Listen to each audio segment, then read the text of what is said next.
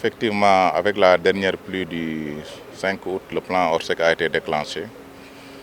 Et au niveau de la cité Bellevue, cette dernière recevait toute l'eau venant de la zone de captage.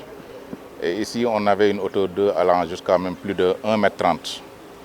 Donc, pour aider un peu les populations, on a dépêché des moyens d'épuisement, en l'occurrence une électropompe de 600 m3 et une motopompe de 300 m3. Et également, puisqu'il y a certains habitants de la cité qui avaient quitté les lieux, on avait mis en place un zodiac pour leur permettre de sortir, puisque certains ne pouvaient pas se déplacer avec la hauteur de l'eau. Donc depuis 3 jours, la cité est pratiquement libérée. Il ne reste qu'une hauteur de pratiquement 10 cm. Et c'est de l'eau qui remonte pratiquement tous les matins. Donc c'est ça qu'on est en train de pomper en ce moment. Mais la cité Bellevue est carrément libérée.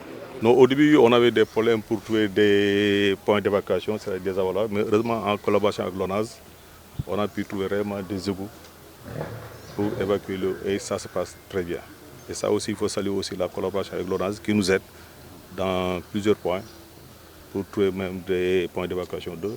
Et parfois, il y a un appui mutuel, on peut leur donner des mots de pompe comme il faut nous appuyer aussi en tuyau.